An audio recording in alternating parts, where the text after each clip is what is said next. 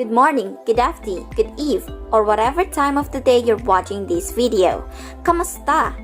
I am Lady and I am your accounting seatmate for today.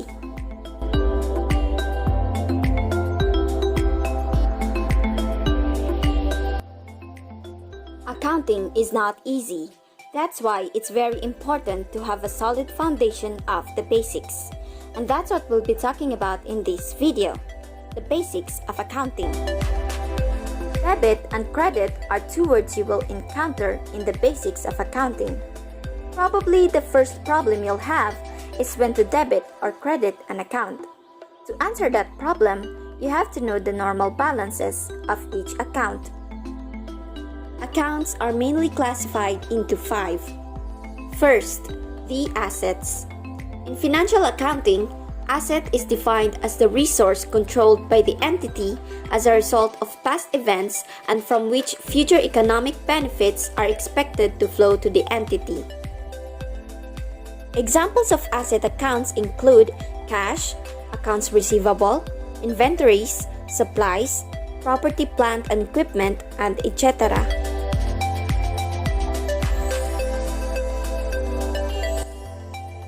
Second, liabilities. A liability is defined as present obligation of an entity arising from past events, the settlement of which is expected to result in an outflow from the entity of resources embodying economic benefits. Examples of liability accounts include accounts payable, notes payable, salaries payable, and interest payable. Now the third one is the equity. Equity is defined as the residual interest in the assets of the entity after deducting all of its liabilities. Owner's equity is the term used if the company is a sole proprietorship, partner's equity if it's a partnership, and stockholders' equity if it's a corporation. Example of owner's equity account is Lady Capital, where Lady is the owner of the sole proprietorship. And example of stockholders' equity accounts include common stock, preferred stock, and retained earnings. Next, we have income or revenue. Income is increases in economic benefits during the accounting period in the form of inflows or enhancements of assets or decreases of liabilities that result in increases in equity other than those relating to contributions from equity participants. In simple words, it is the increase in net assets other than increases caused by contribution from owners. Common examples of income accounts include sales revenue, interest income or the interest received on a bank deposit, dividend income, which is the dividend earned on entity's investment, rent income, and etc. And last but not the least, expenses. Expenses are the decreases in economic benefits during the accounting period in the form of outflows or depletions of assets or incurrences of liabilities that result in decreases in equity other than those relating to distributions to equity participants. Simply to say, it is the decrease in the net assets other than those decreases caused by the distribution to the owners. Examples of expenses include salaries and wages expense, utility expense, depreciation expense, and etc. Now that we are done with defining those 5, we will now determine their normal balances. For asset accounts have a normal balance of a debit. The normal balance of a liability is a credit.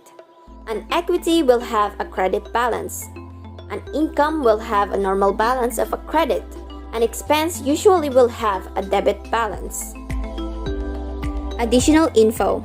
Drawings account has a normal balance of a debit, which is contrary to an owner's equity account's usual credit balance.